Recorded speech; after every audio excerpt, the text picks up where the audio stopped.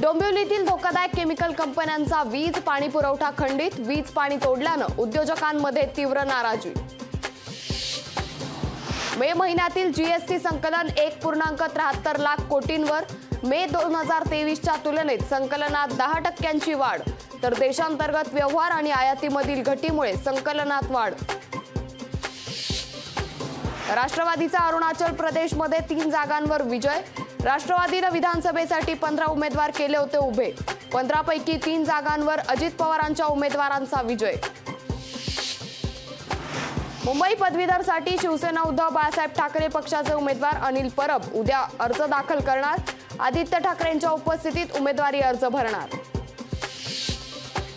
उद्धव ठाकरे लवकरच मोदी सरकारमध्ये सामील होतील। देशातील सर्व विरोधक नरेंद्र मोदींची स्तुती करतील, आमदार रवी राणा यांनी व्यक्त केला दावा।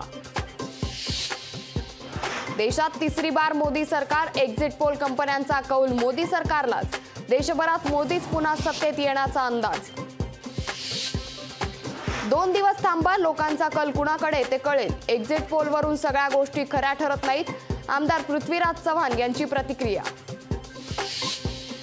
छत्रपती संभाजीनगरमध्ये रेशन घोटाळा, रेशनच्या प्रत्येक गोणीत 3 ते 4 किलो धान्य कमी असल्याचं महसूलच्या पंचनाम्यात उघड। पुणे हिट अँड रन प्रकरणी विशाल आणि शिवानी अग्रवालला 5 जून पर्यंत पोलीस कोठडी, ब्लड सॅम्पल फेरफार प्रकरणी पोलीस कोठडी। धमक्या आणि ध्यान तपस्या करून निवडणुका जिंकता येत नाहीत, संजय राऊतांची पंतप्रधान मोदींवर टीका, तर एक्झिट पोल फ्रॉड असल्याचाही राऊतांचा दावा।